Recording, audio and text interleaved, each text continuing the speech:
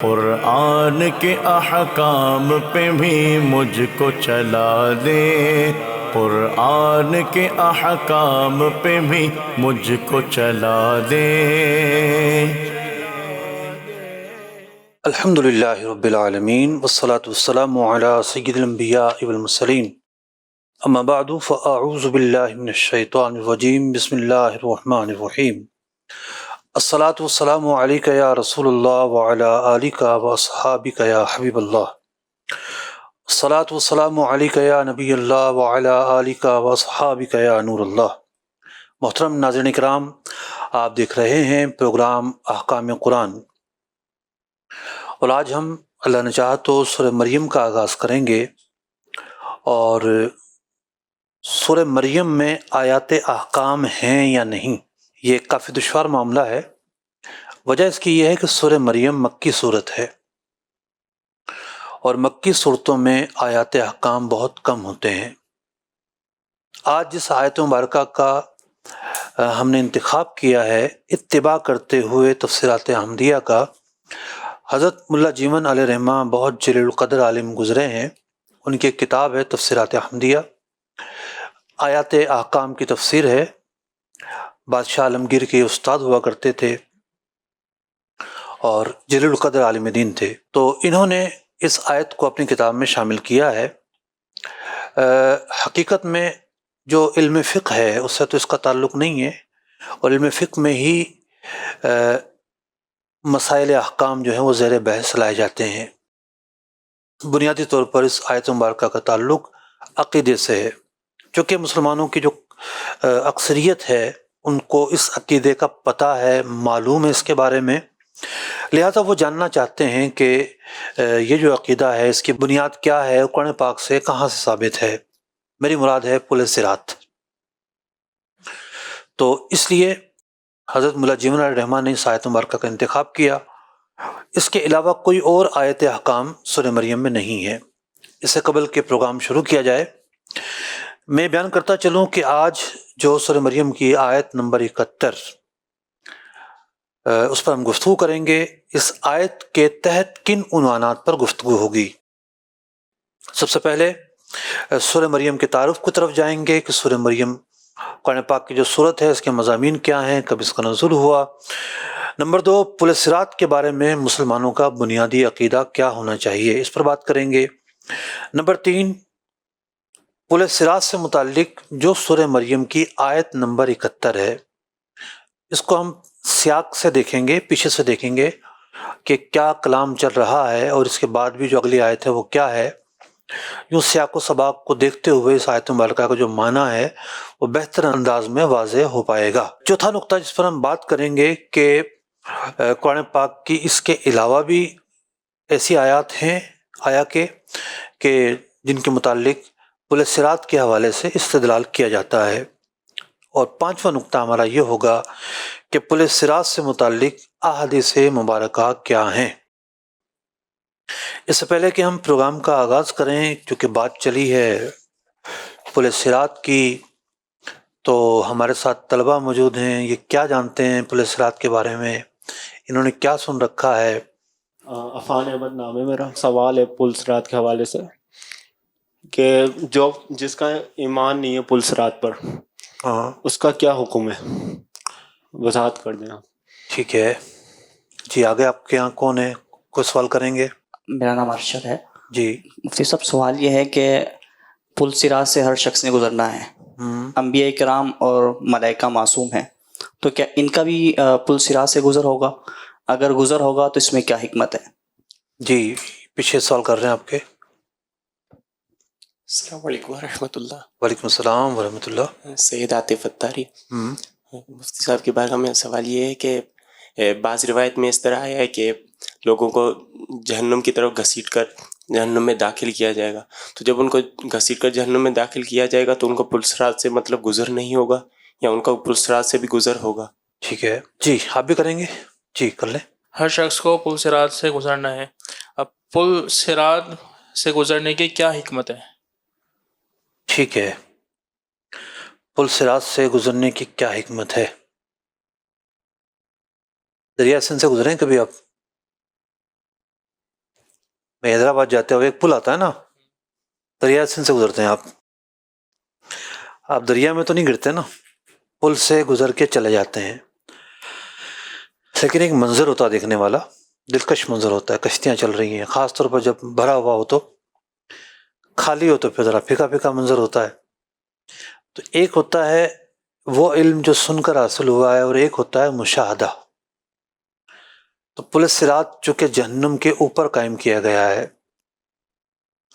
اللہ رب العزت نے ہر قوم کو ہی جہنم سے ڈرایا ہے، تو ایک وجہ تو علماء نے یہ بیان کی کہ حقیقت میں ایک مشاہدہ ہے یہ سب کے لیے، یہ پل جہنم پر قائم کیا جائے گا کہ یہ وہ جہنم ہے جس کا وعدہ کیا گیا تھا۔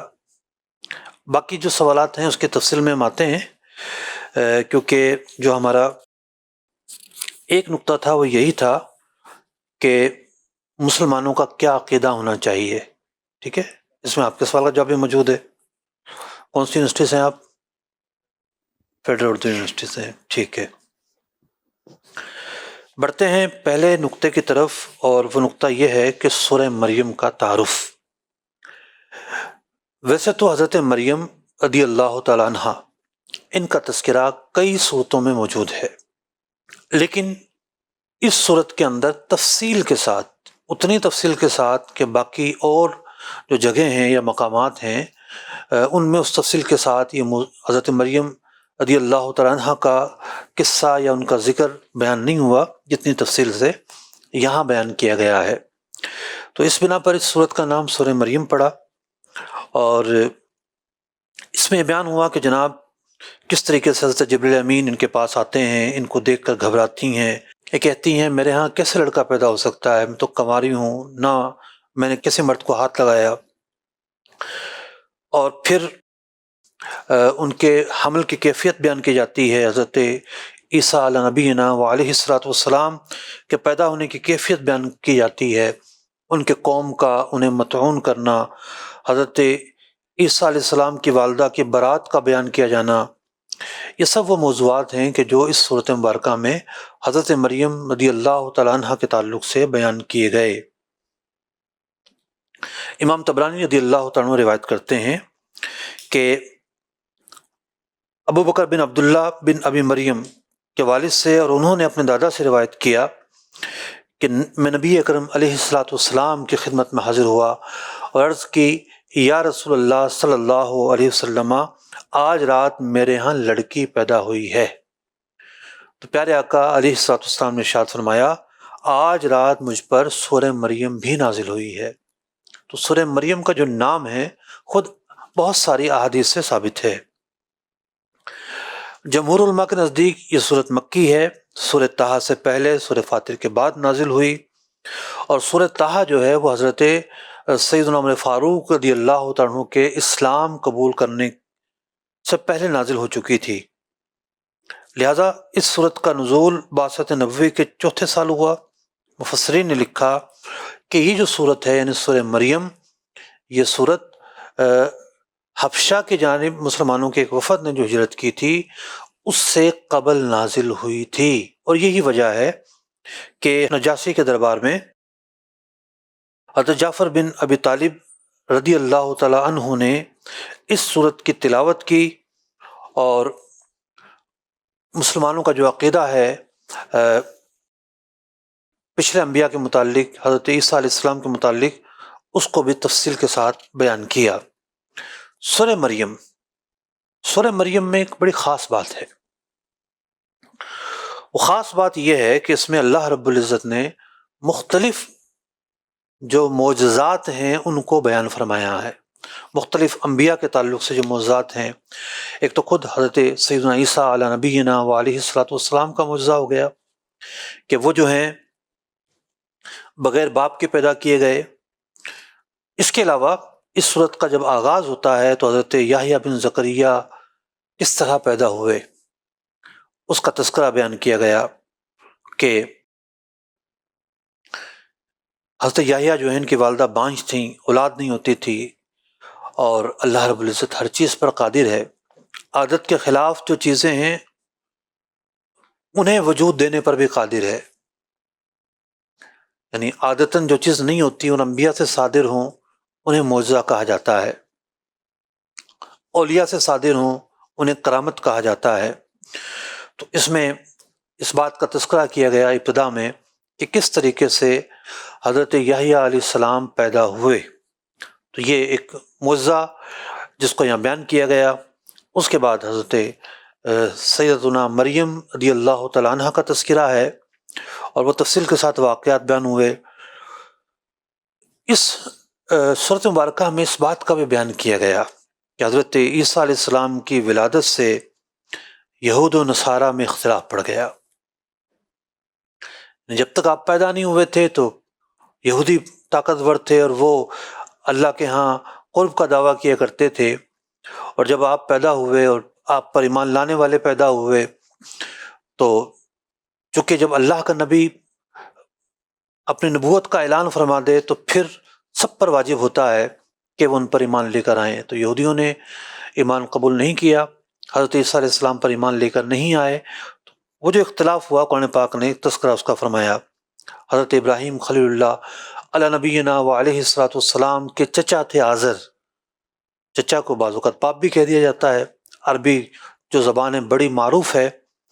تو ان کے ساتھ جو آپ کا ایک مکالمہ ہوا اس کا تذکرہ بیان کیا گیا، اور اس کے علاوہ حضرت ابراہیم علی نبینا و علیہ الصلوۃ والسلام کی جو زوجہ تھیں حضرت سارہ رضی اللہ تعالیٰ عنہ، اس عمر میں اللہ رب العزت نے حضرت اسحاق علی نبینا و علیہ الصلوۃ والسلام کا انعام انہیں عطا فرمایا، اس بات کا تذکرہ ہوا۔ اور حضرت اسماعیل علی نبینا و علیہ الصلوۃ والسلام اس سے پہلے حضرت ہاجرہ رضی اللہ تعالیٰ عنہ سے پیدا ہو چکے تھے۔ قرآن پاک کی صورت میں حضرت موسیٰ علی نبینا و علیہ الصلوۃ والسلام کا بھی تذکرہ ہے، اور انہوں نے جو حضرت اپنے بھائی حضرت ہارون رضی اللہ تعالیٰ عنہ کو کی بعثت کے اعلان کا جو خواہش کا اظہار کیا کہ ان کے بعثت کا بھی اعلان ہو، تو اس بات کا تذکرہ یہاں کیا گیا۔ حضرت اسماعیل علی نبینا و علیہ الصلوۃ والسلام صادق الوعد تھے، نماز پڑھتے تھے، زکوٰۃ ادا کرتے تھے، اس بات کا بیان ہوا۔ حضرت ادریس علیہ السلام کا تذکرہ ہے، حضرت آدم علیہ السلام کی ذریت سے اللہ رب العزت نے انبیاء علیہ السلام پر انعام فرمایا، انہیں مبعوث کیا، ان کا تذکرہ ہے۔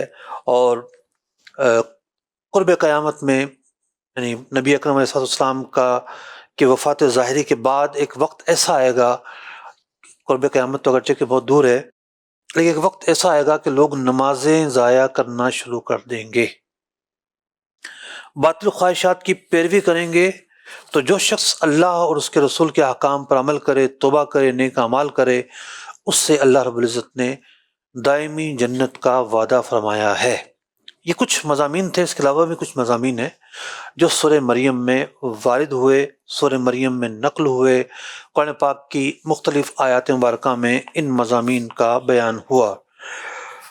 اب آتے ہیں ہم اپنے موضوع کی طرف کہ آج ہم نے جس آیت مبارکہ کا انتخاب کیا ہے وہ آیت مبارکہ سورہ مریم کی آیت نمبر 71 ہے۔ اس میں پل صراط کا تذکرہ موجود ہے۔ پل صراط حق ہے، اس پر ایمان لانا واجب ہے۔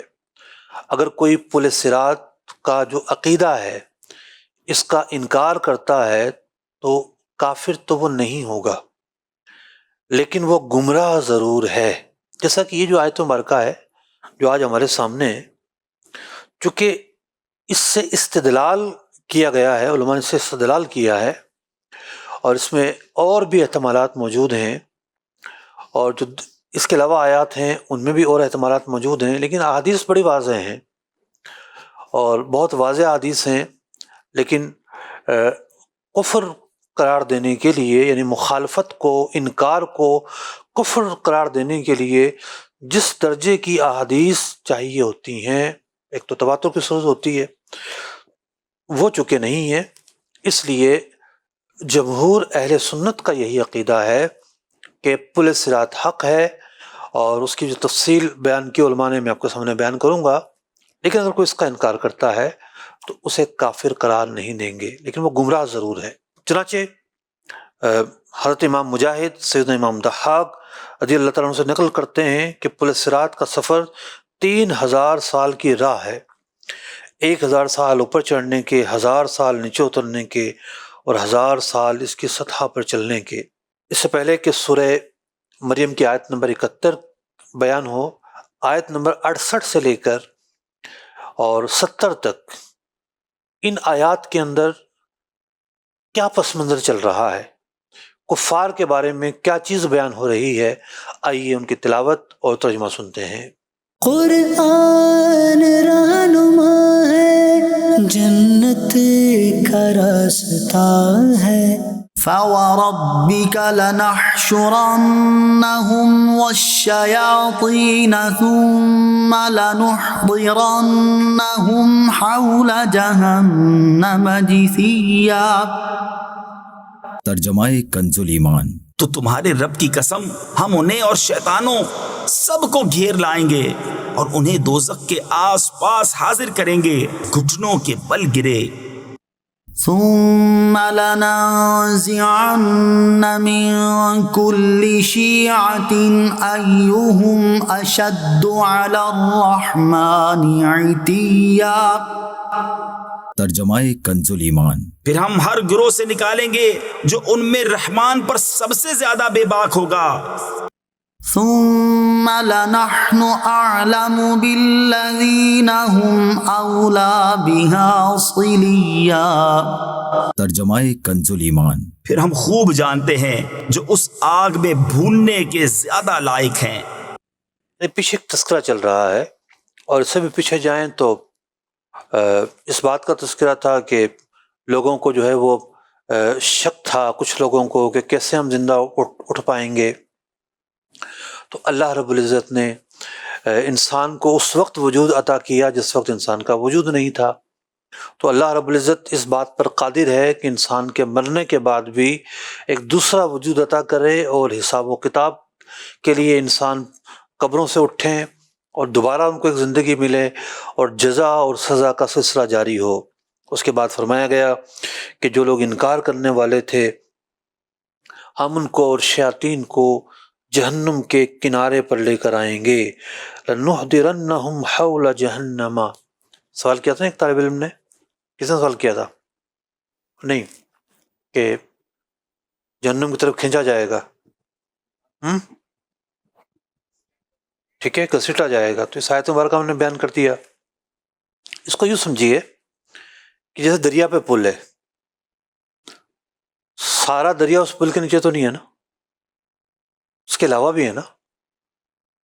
پل کے نیچے کا حصہ تو چھوٹا سا حصہ ہے، تو ان کو لا کے گھسیٹنا، ڈالنا، نکالنا یہ بھی ہوتا رہے گا، اور ایک وقت یہ بھی ہے کہ پل صراط سے بھی گزرنا ہے۔ یہ دو مختلف چیزیں ہیں، ان دونوں میں کوئی تضاد نہیں ہے۔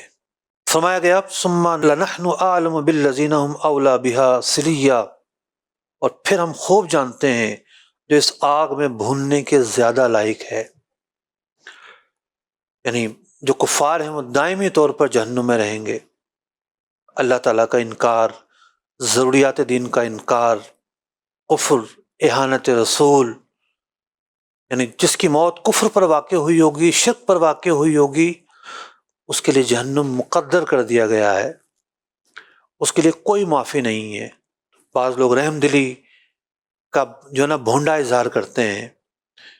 رحم دلی تو وہ ہے نا کہ جب اللہ کی اطاعت کا پٹا گلے میں ہو، اللہ تعالیٰ مال معاف کر دیتا ہے، لیکن جو اللہ کا وعدہ ہے اس سے انکار کیسے ہو سکتا ہے؟ اللہ تعالیٰ نے واضح فرما دیا ہے سزا ملنی ہی ملنی ہے۔ قاتل کے متعلق جج رحم دلی نہیں کرتا، قاتل کو سزا دینا انصاف ہے۔ تو جو اس موقع پر رحم دلی کا اظہار کرتا ہے وہ انصاف کے مقابل میں آ رہا ہے کہ شخص کتنا ظالم ہے کہ اس نے اللہ رب العزت کی اس حدود کو توڑا کہ جو ریڈ لائن کی صورت میں سامنے بیان کر دی گئی تھی کہ اس سے آگے اس نے نہیں جانا، اس سے پہلے جو کچھ ہے اللہ تعالیٰ معاف فرمائے گا۔ تو یہ جب ان حدود کو توڑ کر آگے بڑھا ہے تو پھر ہمیں اللہ کی رضا، اللہ تعالیٰ کی منشا، اللہ تعالیٰ کا نظام، اسے فوقیت دینا ضروری ہے۔ اپنی ناقص جو عقل ہے اس سے ہم نہیں سوچیں گے، ہم اس زاویے سے سوچیں گے جس جانب ہماری رہنمائی کی گئی ہے۔ اس پورے پس منظر کے بعد اب ذکر ہوتا ہے اس آیت مبارکہ کا جس کے تناظر میں پل صراط کا استدلال کیا گیا۔ آئیے آیت نمبر 71 اور 72 کی تلاوت سنتے ہیں۔ قرآن رہنما ہے، جنت کا راستہ ہے، وَإِن مِّنكُمْ إِلَّا وَارِدُهَا كَانَ عَلَى رَبِّكَ حَتْمًا مَّقْضِيًّا۔ ترجمہ کنز ایمان۔ اور تم میں کوئی ایسا نہیں جس کا گزر دوزخ پر نہ ہو، تمہارے رب کے ذمے پر یہ ضرور ٹھہری ہوئی بات ہے۔ ثم ننجي الذين اتقوا ونذر الظالمين فيها جثيا۔ ترجمہ کنز ایمان۔ پھر ہم ڈر والوں کو بچا لیں گے اور ظالموں کو اس میں چھوڑ دیں گے گھٹنوں کے بل گرے۔ اور تم میں سے کوئی ایسا نہیں ہے کہ جو اس پر سے نہ گزرے، مومن ہو یا کافر ہو، سب کو گزرنا ہوگا، لیکن سب کے گزرنے کی جو کیفیات ہیں وہ مختلف ہوں گی۔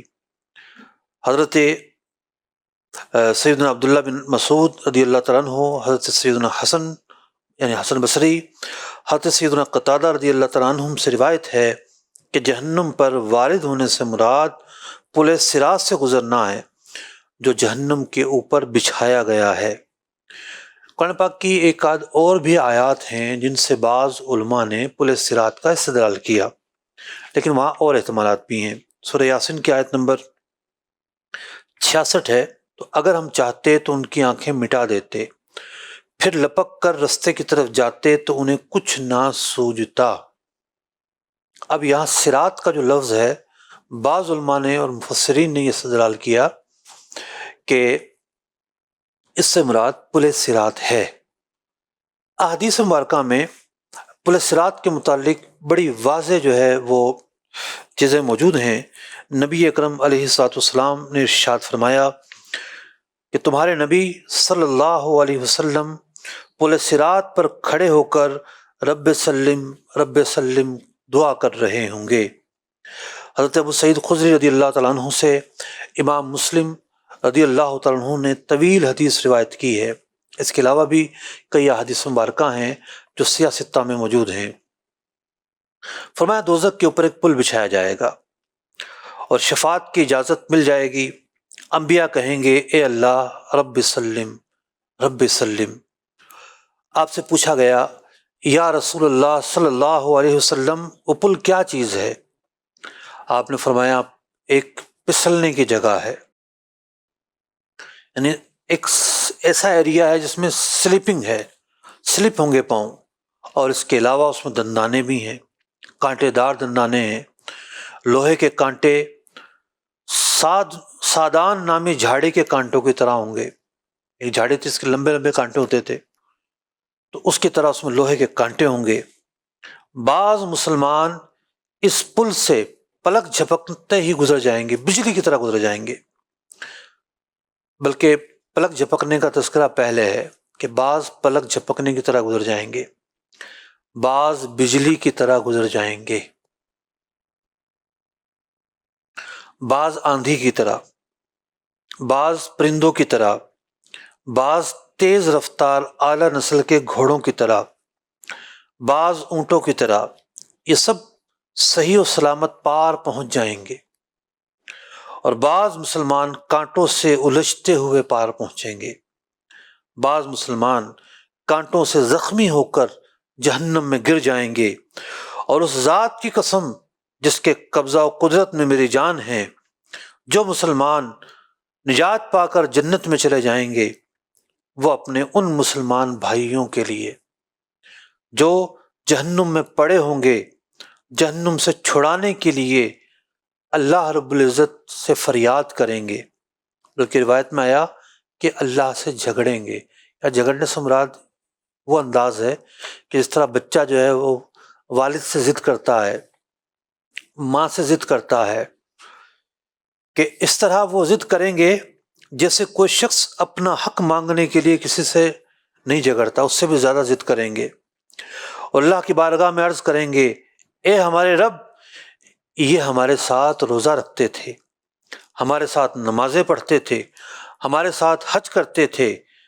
ان لوگوں سے کہا جائے گا کہ جن کو تم پہچانتے ہو دوزخ سے نکال لو۔ یعنی عام مسلمان بھی شفاعت کر رہے ہیں۔ ظاہر بات ہے یہ عام سے مراد صالحین ہیں، اہل تقیٰ ہیں، ان کو اللہ رب العزت اس روز حق شفاعت عطا فرمائے گا، انعام شفاعت عطا فرمائے گا۔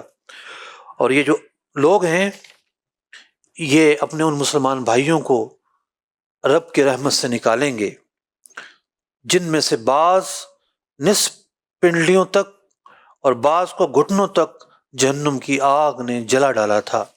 یہ حدیث مسلم شریف کی ہے اور امام مسلم نے اور بھی حدیث روایت کی ہیں۔ یہ جو حدیث مبارکہ ہے، آج جو ہم جس ٹیکنالوجی کے دور میں رہ رہے ہیں اس میں بات ہو رہی ہے 5G ٹیکنالوجی کی۔ اس حدیث پاک کا اس موضوع سے کیا تعلق ہے؟ بڑا گہرا تعلق ہے۔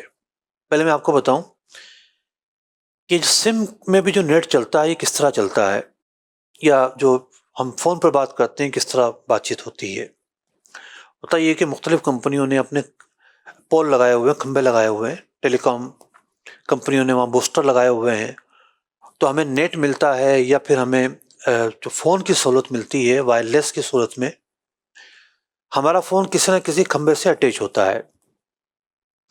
اور یہ جو کھمبے ہیں، جیسے کراچی بہت بڑا شہر ہے تو یہ کھمبے آپس میں فائبر آپٹیکل سے جڑے ہوئے ہیں۔ اب کراچی سے حیدرآباد بھی بات ہو رہی ہے، کراچی سے ملتان بھی بات ہو رہی ہے، کراچی سے سعودیہ بھی بات ہو رہی ہے، امریکہ بھی بات ہو رہی ہے، لیکن ایک شہر سے دوسرے شہر کے درمیان بھی یہ پول فائبر آپٹیکل کے ساتھ جڑے ہوئے ہیں۔ وائرلیس صرف محدود سطح پر ہے، ایسا نہیں ہے کہ جناب پوری دنیا جو ہے وہ سیٹلائٹ پہ چل رہی ہے۔ سیٹلائٹ اور چیز ہے، فون اور یہ جو عام فائبر نیٹ ملتا ہے یہ اس کے پیچھے فائبر آپٹیکل ہے، ٹھیک ہے۔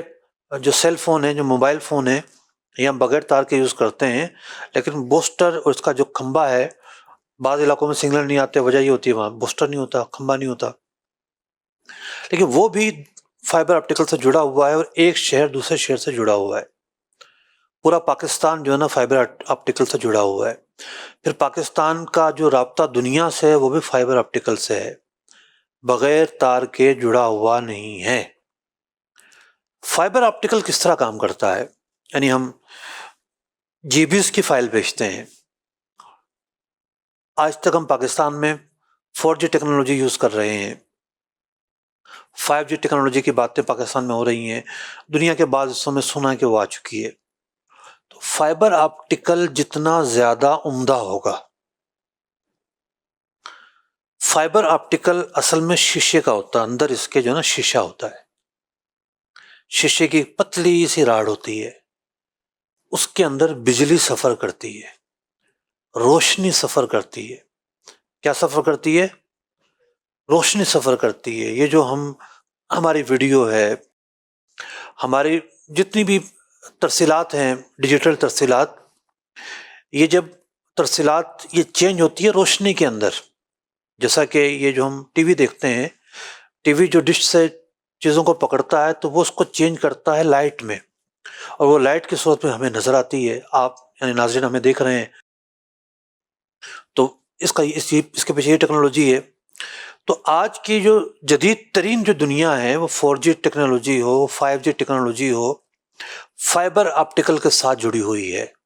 اور فائبر آپٹیکل نام ہے وائرلیس ٹیکنالوجی کا۔